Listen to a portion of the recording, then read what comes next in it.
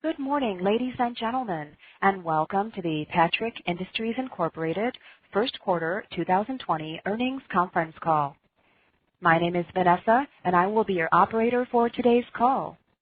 At this time, all participants are in a listen-only mode. Later, we will conduct a question-and-answer session. During the question-and-answer session, if you have a question, please press star, then 1 on your touch-tone phone. Please note that this conference is being recorded. I will now turn the call over to Ms. Julianne Katowski from Investor Relations. Ms. Katowski, you may begin. Good morning, everyone, and welcome to Patrick Industries' First Quarter 2020 Conference Call. I am joined on the call today by Andy Nemeth, President and CEO, and Josh Boone, CFO. Certain statements made in today's conference call regarding Patrick Industries and its operations may be considered forward-looking statements under the securities laws. There are a number of factors, many of which are beyond the company's control, including without limitation, the disruption of business resulting from unforeseen events, such as the COVID-19 pandemic and its impact on economic conditions, capital and financial markets, and our operations, which could cause the actual results and events to differ materially from those described in the forward-looking statements. These factors are identified in our press releases, our Form 10-K for the year ended 2019, and our other filings with the Securities and Exchange Commission. We undertake no obligation to update these statements to reflect circumstances or events that occur after the date the forward-looking statements are made, except as required by law. I would now like to turn the call over to Andy Nemeth. Thank you, Julianne. Good morning, everyone, and thank you for joining us on the call today. Before we cover the details of our quarterly results, I want to give you a deeper understanding of the attention and discipline the company is undertaking as a result of the COVID-19 pandemic. In response to the very difficult and challenging circumstances surrounding COVID-19, we have been working diligently and thoughtfully to prioritize the safety and well-being of our talented and dedicated team members and their families, the communities in which we operate, our customers, suppliers, and all of our stakeholders. Our commitment to maintaining a safe work environment while continuing to service our customers is a top priority. We have established and implemented protocols in alignment with both CDC and state guidelines to protect our employees and facilities, keep current with best practices as information continues to become available, and position ourselves for the full return to operations and as restrictions ease and our customers return to production. I'd like to take this moment to thank all of our team members across the organization who have and continue to work so diligently and tirelessly as we navigate through these unprecedented and unforeseen times. Their commitment to our team, each other, and our organizational goals is truly inspiring. Additionally, our company, team members, and business units have put forth tremendous efforts to support the communities in which we live and work, including manufacturing and donating personal protective equipment for hospitals, care centers, and frontline responders, volunteering their time, and sponsoring meals for several local hospitals for the frontline COVID-19 workers and staff. And our DACO team in Wisconsin shifted their operational focus during this time frame from manufacturing marine components to the rapid development and production of plastic face shields and isolation gowns. We are incredibly proud of our team's response to the challenging situation and look forward to all of us emerging from this difficult time as a stronger organization. Now turning to our performance in the quarter. Our first quarter results are a reflection of two vastly different scenarios. One in which we experienced positive momentum and strong consumer demand in all of our end markets for the first 2 months of the year, followed by a sudden business disruption in late March related to COVID-19 that impacted all of our end markets and operations. In the face of these dynamics that unfolded in the quarter, we are encouraged by our first quarter performance and our ability to deliver earnings growth despite a decline in sales and the related impact of the business disruption. Our teams immediately reacted to the rapidly changing environment and adjusted their business models and operations in alignment with the economic landscape. Additionally, the diversification in the end markets in which we serve and the domestic geographic regions in which we operate positively impacted our overall results and helped offset the business disruption from COVID-19 in the quarter and corresponding lost shipping days, as certain plants throughout the country remained operational, particularly in our MH, industrial, and marine markets. Our first quarter revenues of $589 million decreased 3% versus the prior year due to lost shipping days and the associated business disruption to all of our end markets related to COVID-19. Net income was approximately $21 million or 91 cents per diluted share.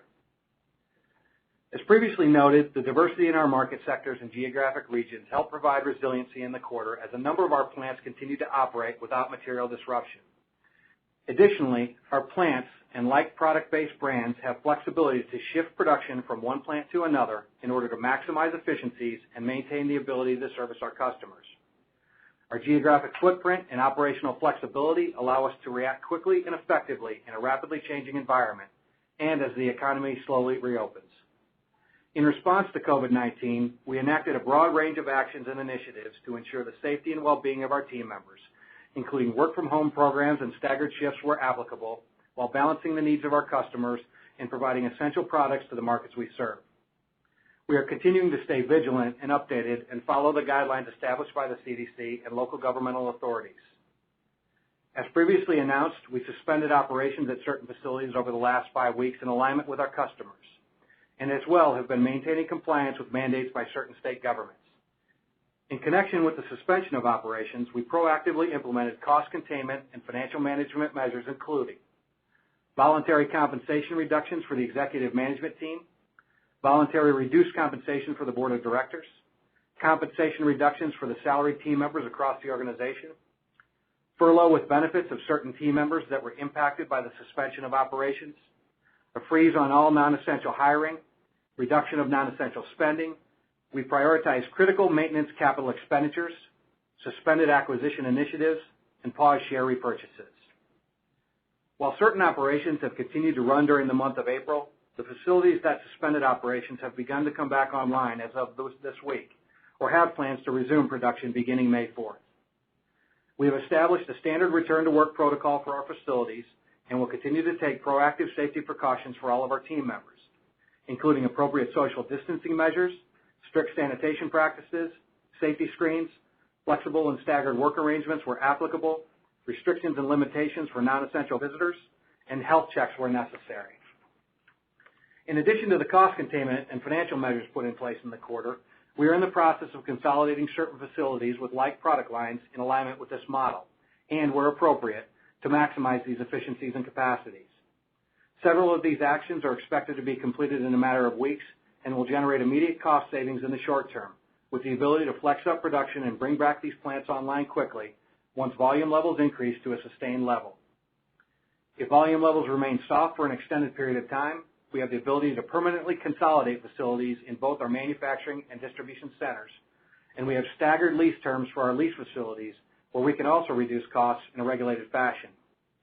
We have a detailed tiered playbook to execute off of based on volume levels, and successfully took similar cost reduction efforts in prior downturns, including during the Great Recession.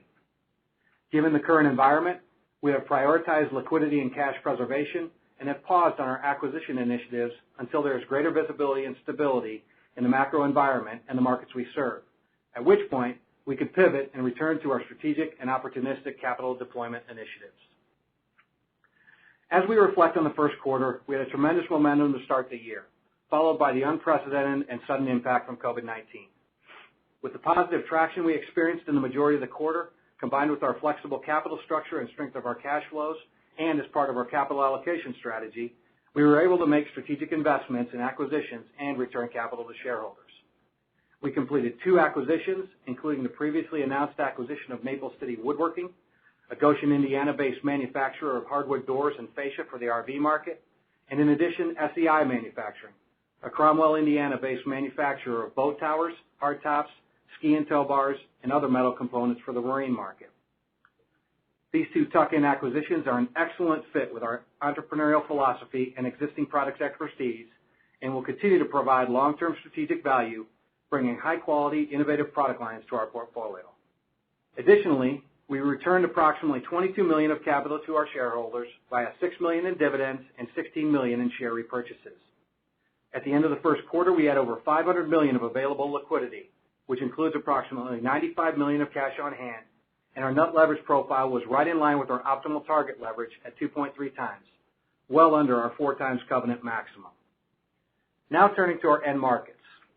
Momentum was evident in both leisure lifestyle and housing industrial markets in the first quarter. On the leisure lifestyle front, encompassing RV and marine, which collectively represent 68% of first quarter revenues, retail shipments were positive compared to the prior year, for the first 2 months of 2020, highlighting the fundamental demand for outdoor leisure lifestyle products.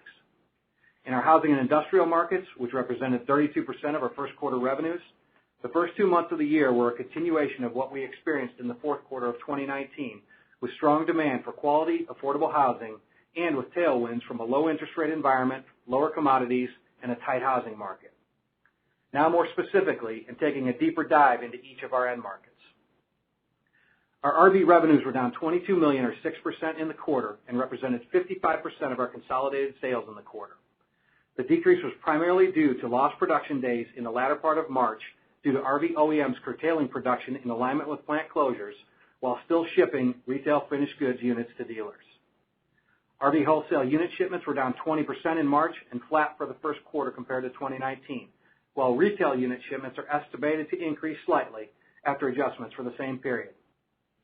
Heading into the first quarter of 2020, RV OEMs and dealers had already aggressively reduced and recalibrated inventories, pulling over 50,000 units out of inventory in 2019 and approximately 100,000 units since the second quarter of 2018, bringing dealer inventories to their lowest level we have had on record dating back to 2014.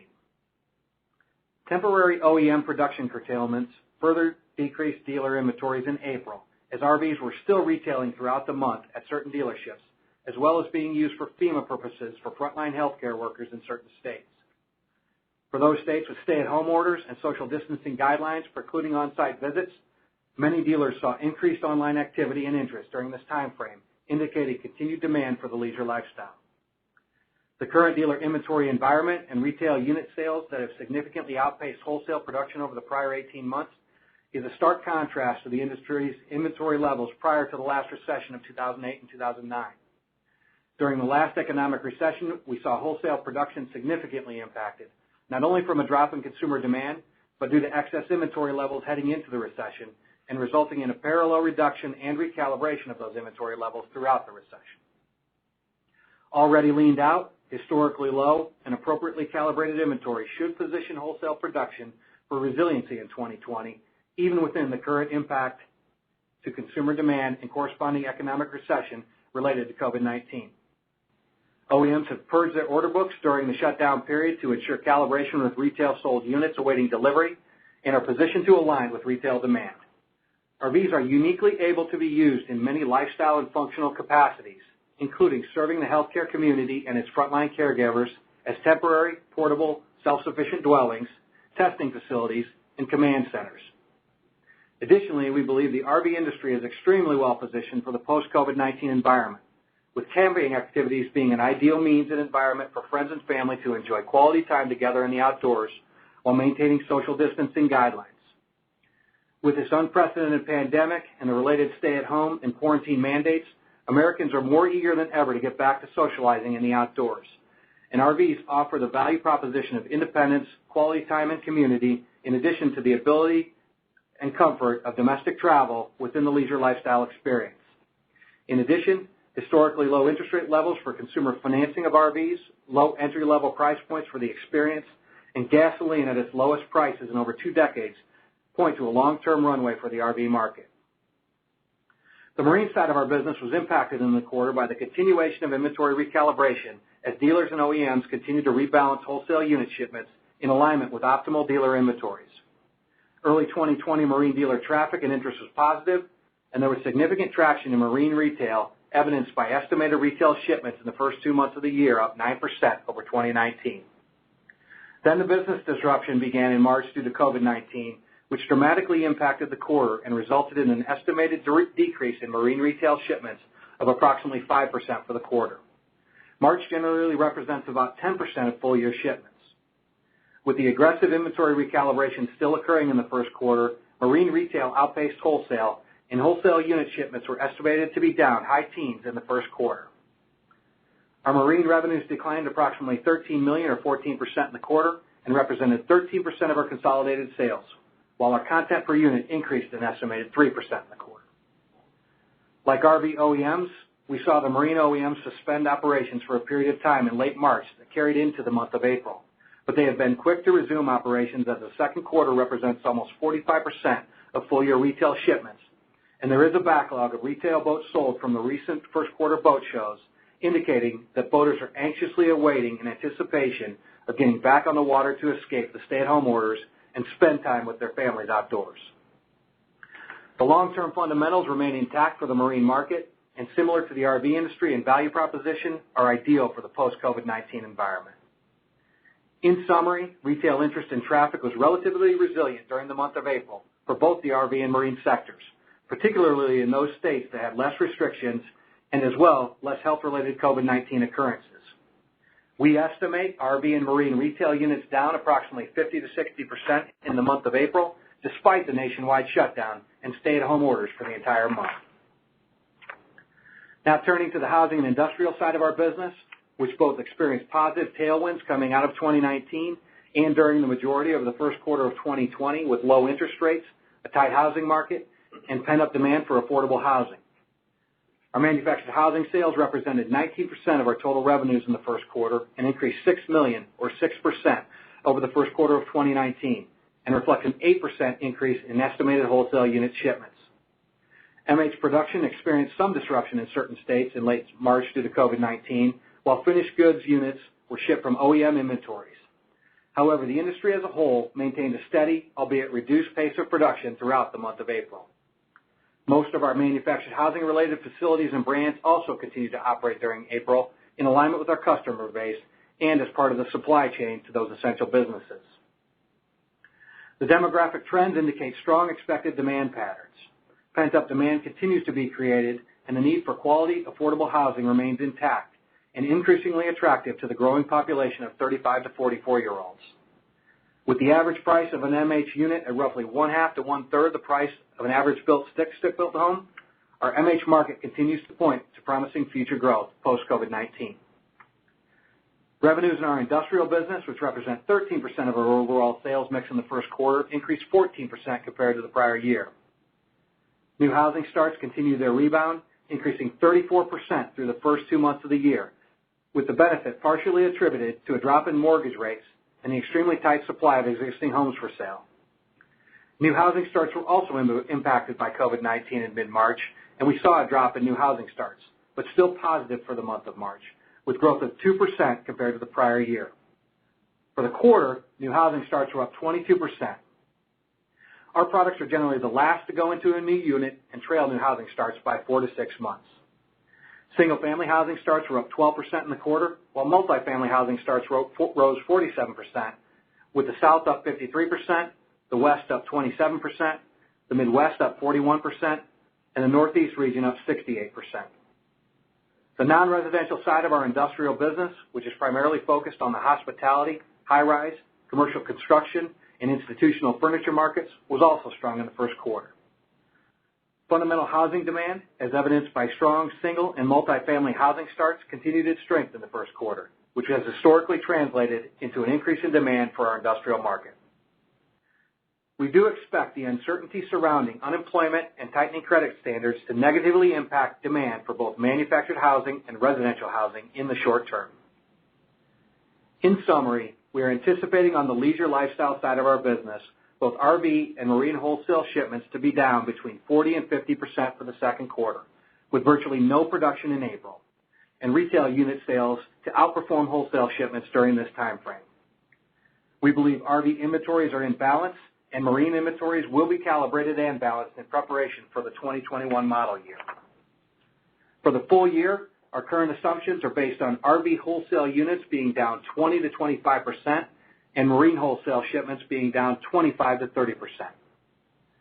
On the housing and industrial side, we are anticipating both MH wholesale unit shipments and new housing starts to be down between 20 and 30% for the second quarter and 15 to 20% for the full year. While we are anticipating significant short-term disruption to all of our end markets, we have the ability to leverage and flex our manufacturing facilities and high variable cost model to align with our customer demand as we see shifts in demand patterns.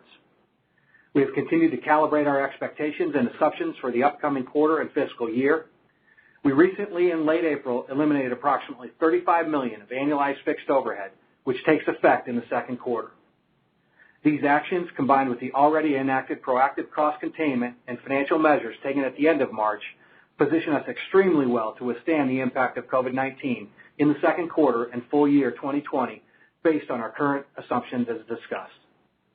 I'll now turn the call over to Josh, who will provide some additional comments on our financial performance. Thanks, Andy. Our consolidated net sales for the first quarter decreased 3% to $589 million, primarily reflecting lost shipping days and business disruption within our end markets related to COVID-19. We estimate an approximate 5% impact to our sales associated with the business disruption. As Andy previously noted, we completed 2 strategic tuck-in acquisitions in the first quarter. Due to the timing of the acquisitions, they had minimal impact on our revenues. Revenues from our leisure lifestyle market, which is comprised of the RV and marine markets, decreased 8%, with RV and marine revenues down 6% and 14% respectively. RV content per unit decreased 1% to $3,112 per unit, and estimated marine content per unit increased 3% to $1,531 per unit. During the prior 3 years, from 2017 through 2019, we have increased our RV content per unit by 14% at a compounded annual growth rate, driven by both strategic acquisitions and market share gains. Our content per unit can vary quarter to quarter and be impacted due to a number of factors, including a significant change in the primary commodities which we utilize and corresponding price adjustments in partnership with our customers, a mixed change in types of units that are being produced, including size, and OEMs adding or reducing content to target certain price points and consumer trends, and lastly, the timing of OEM's production cadence versus shipments of units to dealers. During the first quarter, our RV content per unit was negatively impacted by RV OEMs curtailing production in the latter part of March, but continuing to ship finished goods during the suspension of operations in anticipation of dealers continuing to deliver retail units to customers. Excluding the impact of the lost RV production days, we estimate our content per unit to have increased 1% in the first quarter. Additional items negatively impacting RV content per unit are continued lower commodity prices that we've experienced over the prior 12 months and the corresponding price decreases we have passed along to our customers in partnership.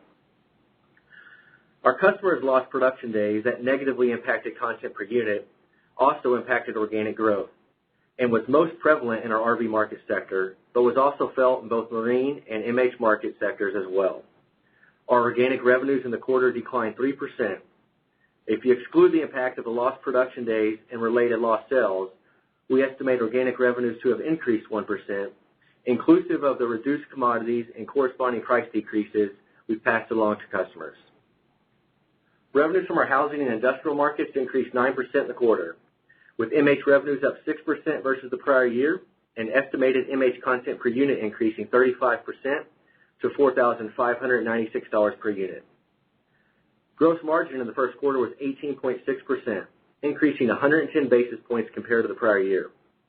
The gross margin expansion was driven by the run rate of fixed cost reductions completed in the third quarter of 2019, the integration and execution of synergies related to acquisitions completed in 2018 and 2019, including achieving our target of $5 million in synergies from LaSalle, and the alignment of pricing relative to inventory costs, which negatively impacted gross margin in the first quarter of 2019. Operating expenses were 11.9% of sales compared to 11.6% in 2019. Warehouse and delivery expenses increased 20 basis points due to a higher mix of MH sales in the quarter and the corresponding higher concentration of distribution. Intangible asset amortization also increased 20 basis points, which was driven by prior year acquisitions and the incremental expense, the fixed nature of the expense, and the reduced sales impact year over year. SG&A expenses were 6.1% of sales in the quarter, a 10 basis point decline compared to the prior year. SG&A expenses were down $2 million compared to the first quarter of 2019, as our cost reductions completed last year also favorably impacted SG&A. In addition, the proactive cost containment measures implemented as we began to anticipate a disruption to COVID-19 helped reduce our SG&A expenses. Operating income of $39 million increased 10% in the first quarter, and operating margin of 6.7% increased 80 basis points due to the factors previously described. Our net income per diluted share in the first quarter was 91 cents, up 1.5% from 90 cents in the prior year. Our overall effective tax rate, as reported, increased to 26.4% for the first quarter of 2020, compared to 22.3% in the prior year, primarily reflecting a reduction in stock compensation tax benefit in the first quarter of 2020 compared to the same quarter of the prior year and other discrete items. For the full year 2020, we are now estimating our all-in effective tax rate to be in the range of 26 to 27%. Now, turning to the balance sheet. Our total assets increased $51 million, largely reflecting the addition of acquisition-related assets and an increase in seasonal working capital. Looking at cash flow, in the first quarter of 2020, we generated approximately $13 million of operating cash flows. We utilized cash flows in the quarter for $8 million in capital expenditures and $6 million in cash dividends to shareholders, deployed $24 million in strategic acquisitions, and repurchased approximately 456,000 shares of our common stock at an average price of $34 per share for approximately $16 million, prior to the COVID-19 operating suspensions and shutdowns. Our operating cash flows vary quarterly based on seasonal fluctuations in working capital, among other items, and in the first quarter, our inventories increased due to strategic inventory purchases of certain items we sourced from Asia based on our assessment of potential supply chain disruption from COVID-19. Additionally, due to the timing of our quarter end, we received $16 million of receivables within 2 business days following the quarter end. Inclusive of the $16 million of receivables, cash flow from operations would have been $29 million, which is consistent with the prior year. We have over $500 million of total liquidity at the end of the quarter, including $95 million of cash on hand, with no major debt maturities until 2023. And to date, we have not borrowed on our revolver since the third quarter of 2019. The strength of our cash flows, combined with our ample liquidity, provides us with the flexibility, both strategically and defensively, to navigate a variety of scenarios through these unprecedented times. Our leverage position relative to EBITDA at the end of the first quarter was approximately 2.3 times. As previously discussed, we have currently paused strategic initiatives and have prioritized critical maintenance capital expenditures. We do not expect any changes to our quarterly dividend policy. Given the current environment, we remain focused on disciplined liquidity and cash generation. As we progress into 2020, our financial plan is based on the market assumptions Andy previously highlighted, which includes continued softness in the second quarter and back half of the year, but sequentially improving as we progress into the third and fourth quarters. Our business model today and company profile has been transformed since the last recession via targeted strategic growth and diversification into a highly scaled and market and geographically diversified, value-added, brand-centric company, positioning us to perform better than historical through an economic cycle. Our gross margin profile headed into the COVID-19 pandemic is almost 600 basis points higher than our margin profile was in 2007. Additionally, our product portfolio has been greatly enhanced, adding higher margin, engineered, value-added products to our arsenal that span across multiple markets with manufacturing flexibility to produce for one or all 4 end markets out of one facility and the ability to mothball and shift production to another facility very quickly. This transformed business, the proactive cost containment and financial measures we've taken, combined with our highly variable cost structure, which consists of more than 80% variable cost, provides tremendous resilience to weather a significant downturn such as this pandemic and related economic recession. Our businesses generate a tremendous amount of cash flow, are asset light and not capital intensive. We have the ability to unlock additional cash by aggressively reducing our inventory levels and working capital over the remaining 3 quarters of the year, reducing non-essential spending, reducing variable compensation, and curtailing non-essential capital expenditures. We will also leverage certain provisions within the recently passed CARES Act, including payroll tax deferrals, that will provide additional cash flows for 2020. Furthermore, there are untapped synergies, more aggressive consolidation plans, and additional levers to pull as part of our tier playbook that we would look to enact should we see continued deterioration in our markets beyond what our financial plan has outlined or continuing deep into 2021. With our transformed business model of today, our recently enhanced capital structure, and the market assumptions we've outlined in our current financial plan, we are estimating our ability to generate more than $150 million of operating cash flows for 2020 and maintain a disciplined leverage profile. The aggressive actions we've taken and our disciplined financial policy will position us to be agile and opportunistic on the backside of the recovery as we look to capitalize on the long-term upside in all of our end markets. That completes my remarks. Andy? Thanks, Josh. While the long-term impacts from the pandemic are unclear at this time, we will continue to evaluate the environment surrounding COVID-19 and are prepared and will enact further discipline measures as the situation dictates.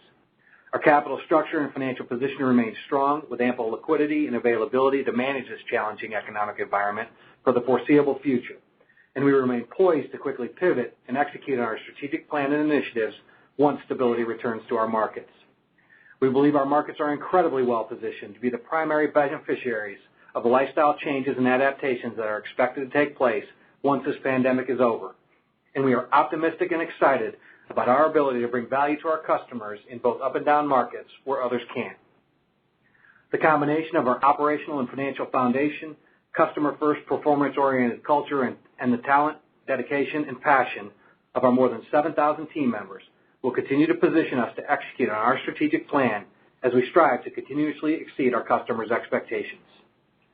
Our overall goal of increasing long-term shareholder value by serving our customers at the highest level, reinvesting in and protecting our talented and dedicated team members, dealing ethically and responsibly with our business partners, and supporting our local communities remains our highest priority.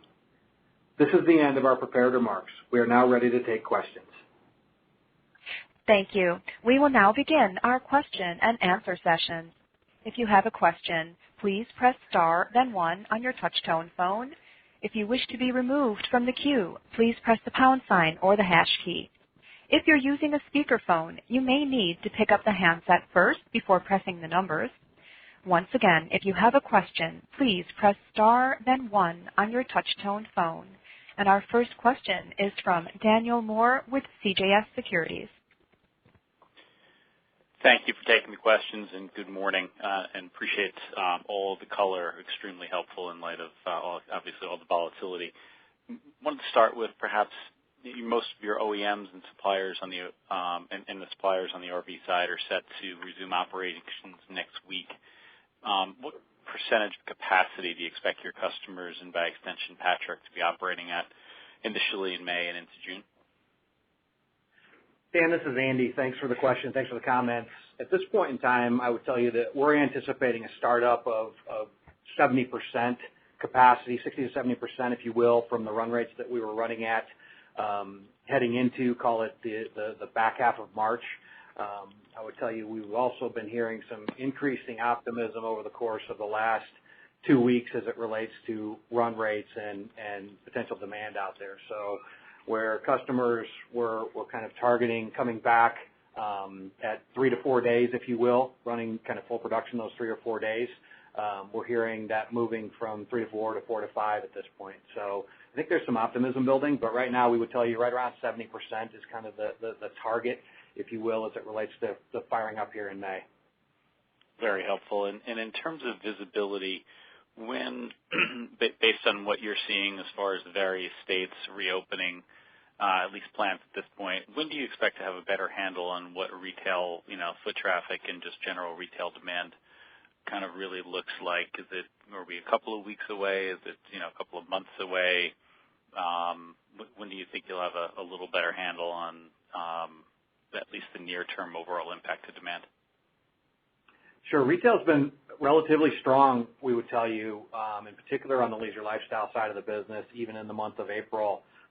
While the OEs have been down from a wholesale production, retail has still continued to flow, and we're estimating, again, 50 to 60% down for that month of April, which I would tell you is positive. They've experienced increased traffic, not necessarily on the lots as much, but the electronic means has certainly been very, very helpful for them to continue to drive sales levels. I think we're going to get the good feel here in the next 30 to 45 days would be kind of where our heads are at as it relates to understanding, more fundamental retail going into the back part of the second quarter. Got it. Very helpful. And just in terms of financing, are you seeing any material change, credit tightening since the pandemic began, specifically in the leisure, the RV and marine sides in terms of FICO scores, et cetera? We have not seen that yet. We've talked to our lenders who are active in the wholesale side and some in the retail side, and all the lenders to the space right now feel pretty good about where things are at, where inventories are at, and we have not heard any deterioration in retail lending standards. Fantastic. Lastly for me, and I'll jump out, just in terms of capital allocation, obviously being very prudent, pulling every string that you can right now. Still have over $500 million in liquidity. Is to the extent that smaller competitors are perhaps hurting more, are you expect to be opportunistic anytime this year in terms of smaller tuck-ins, or is M&A probably on the sideline for now? Thanks, and I'll jump back. Thanks for the question. Yeah, I think that certainly we feel really good about where we're at today from a financial platform perspective, and I think we can, as we noted, pivot very, very quickly to resume our strategic initiatives and strategic capital deployment initiatives. We can be very opportunistic. That's still part of our growth plan once we find some stability in the markets. And I would tell you that, again, we're going to be very patient. We're going to be poised. But I think with where we sit today from a liquidity perspective, the way we've balanced the business, and the initiatives that we've taken to appropriately size the business according to our assumptions right now, we feel really good about the ability to pivot very, very quickly and return to deploying capital. So I don't want to say that we're going to be, immediately out on those strategic initiatives, but I would tell you that the expectation of not pursuing any of those for the rest of the year based on these assumptions, we could certainly execute on some of those assumptions in the latter part of the year if we see some of that stability. But we're going to be poised and we're going to be cautious and patient about it, and we do think that opportunities will come to the market, and we're in a great position to execute on those. All right, fantastic. Appreciate the color again, and stay safe. Thank you. We have our next question from Craig Kennison with Baird. Hey, good morning. Thanks for taking my question as well.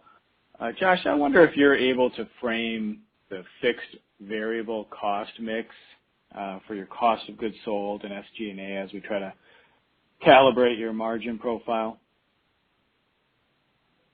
Yeah, sure. So given the environment and kind of what we're navigating through, we felt the need to kind of break out our fixed cost structure versus our variable. We've talked about having a high variable cost structure, and we've alluded to the fact of that here at over 80%.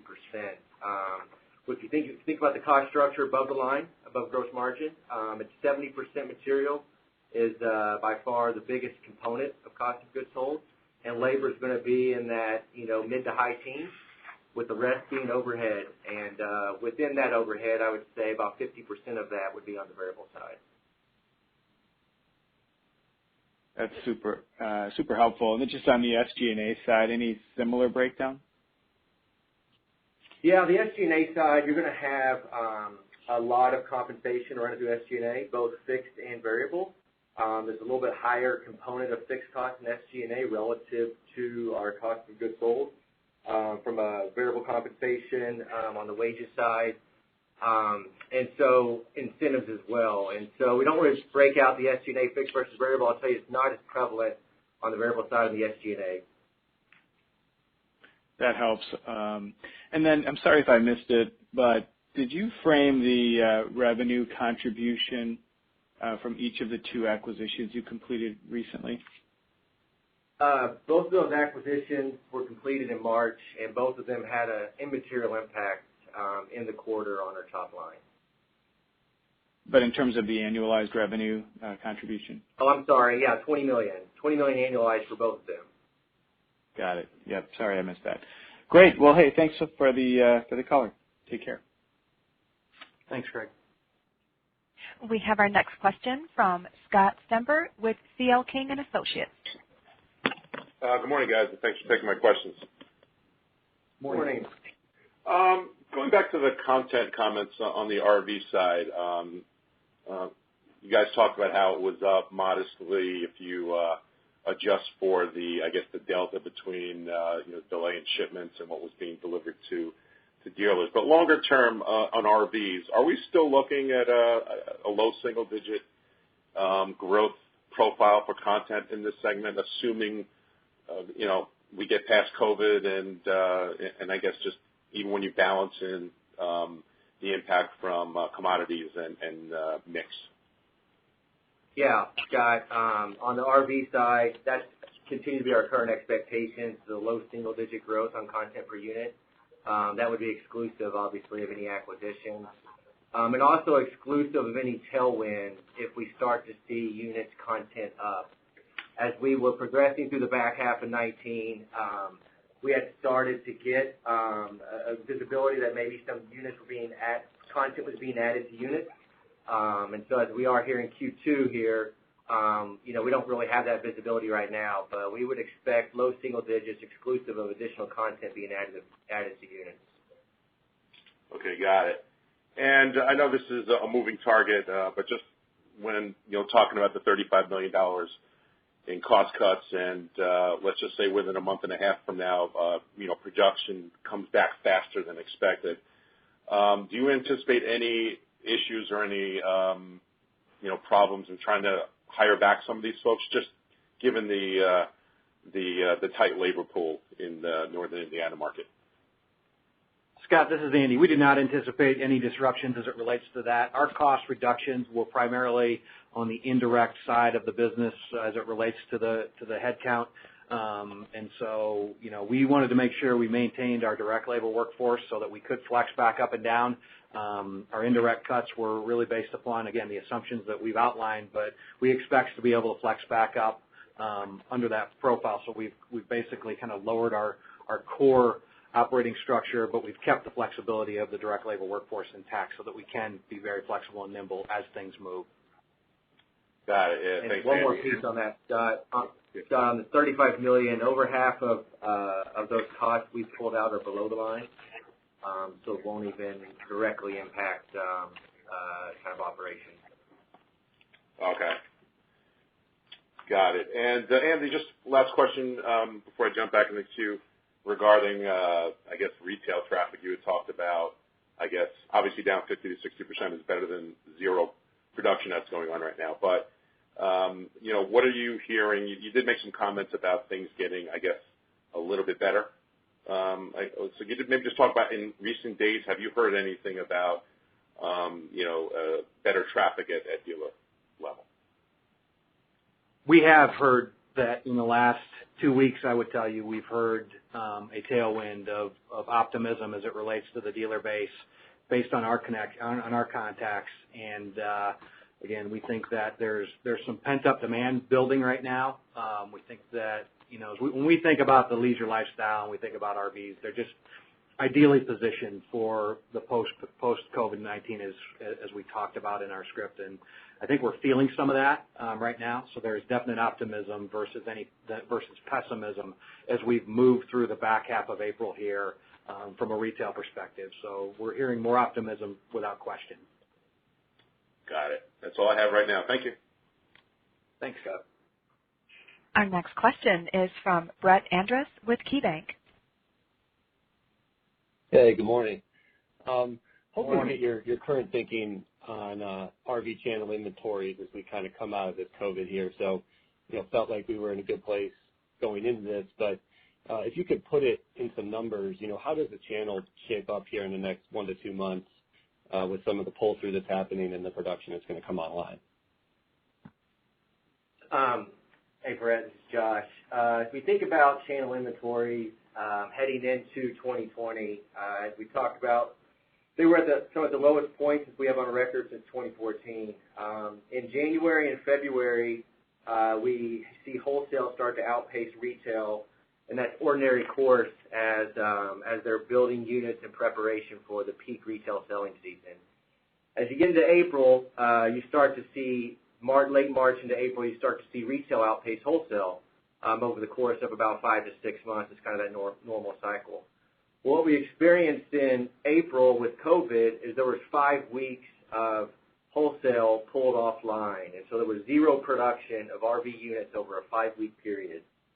Over that same 5-week period, retail units in the prior year would have been between 55,000 and 60,000 units, and with retail being down, could be down 40, 50, or 60%, there's still additional 25,000 to 35,000 units that's now come out of the channel and out of dealer inventories over that 5-week period.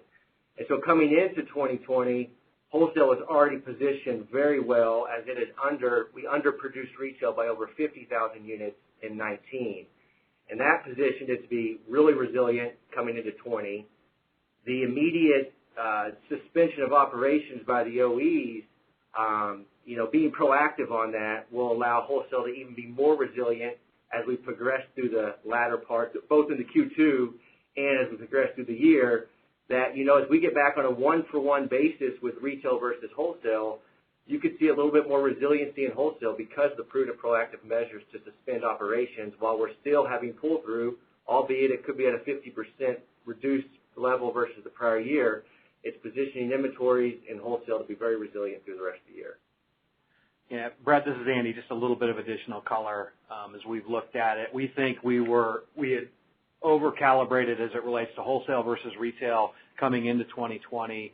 There's continued outflow on the retail side, pulling out of the wholesale channel. And I will tell you that our transport lots are very, very lean right now. There's not a lot of inventory on those. We don't believe there's a lot of finished goods inventory at the OE level.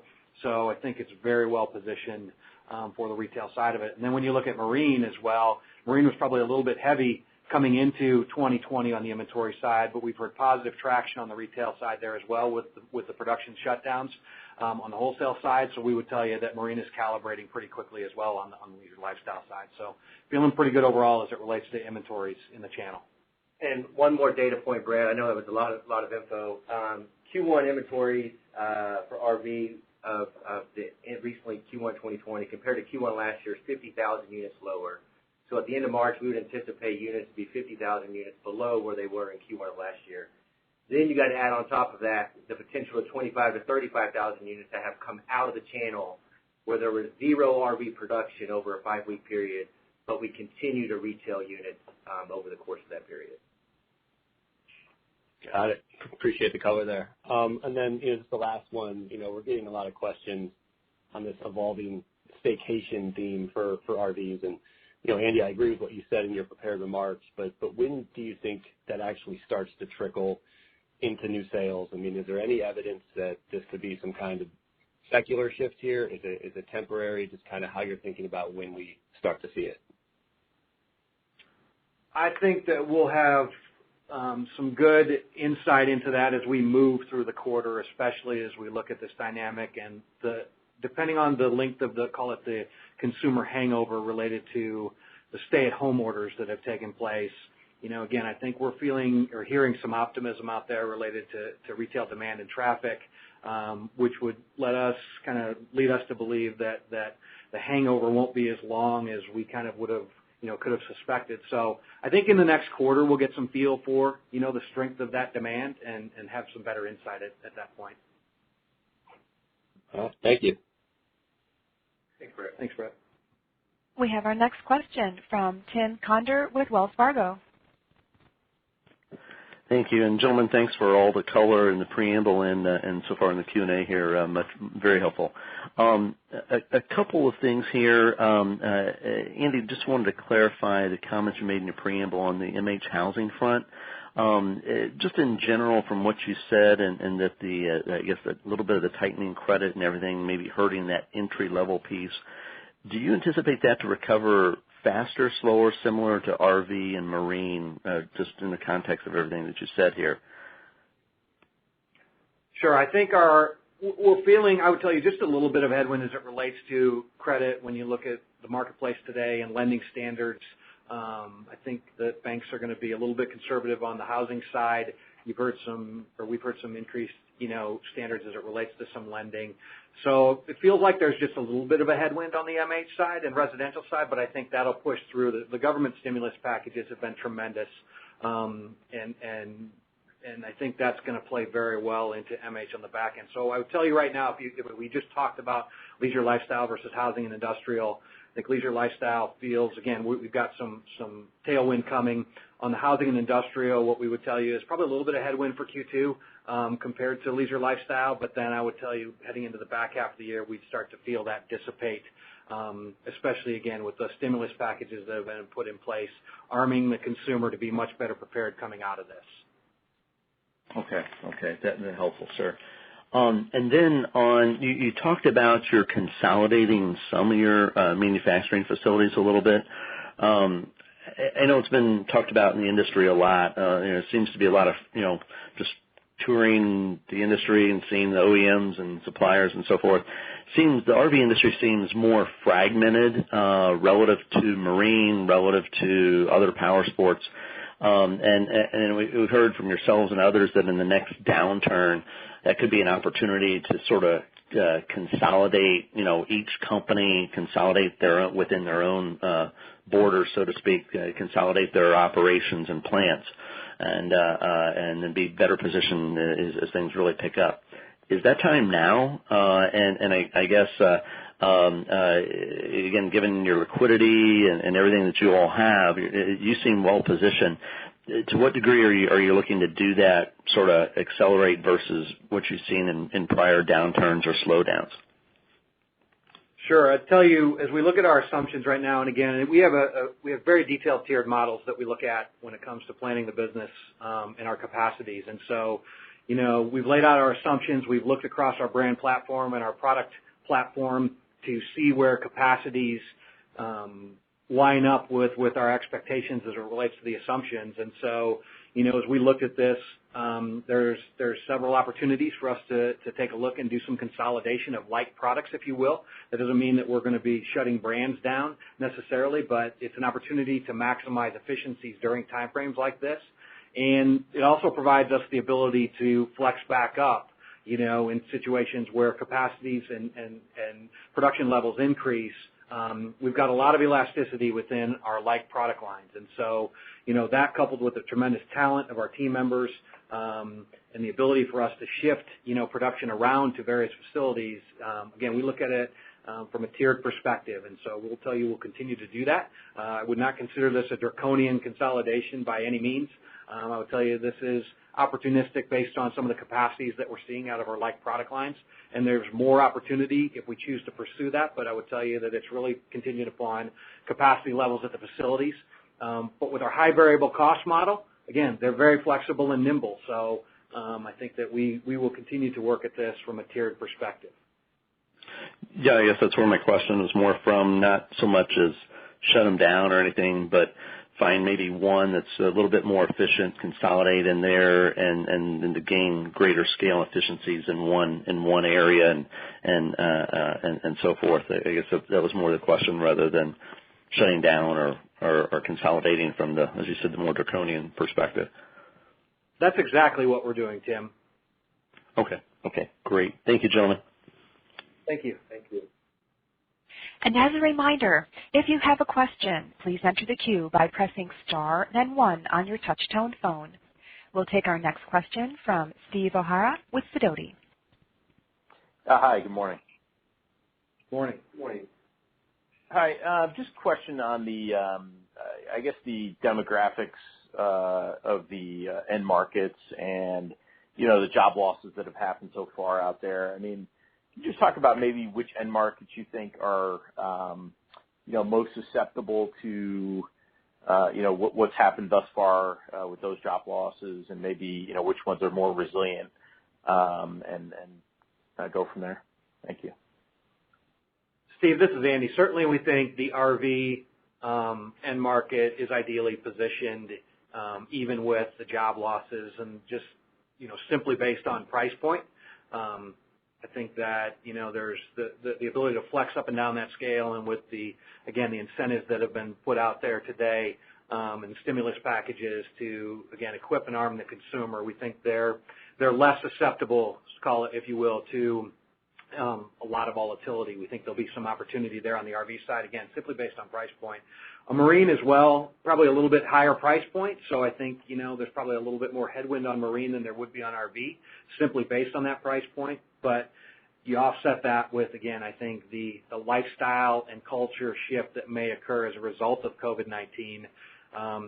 Boating activity has been very strong. There's been a lot of boats on the water in the South, during this time frame. And so, again, we would tell you that there's a little bit of optimism there as well. But just simply based on price point, we think RVs are probably in a better position.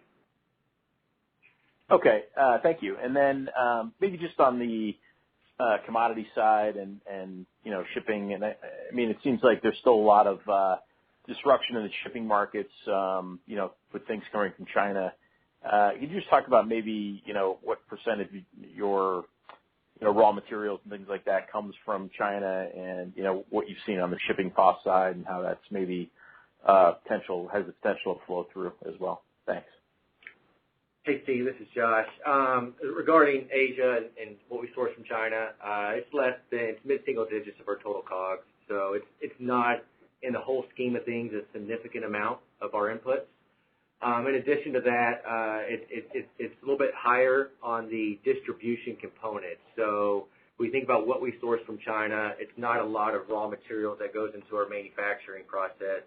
It's more of finished goods on the distribution side. And part of in our quarter for our operating cash flow, I talked about in our prepared remarks, we had ramped up inventories with COVID on the horizon, call it in the January, February timeframe. That was at that point in time centered in Asia.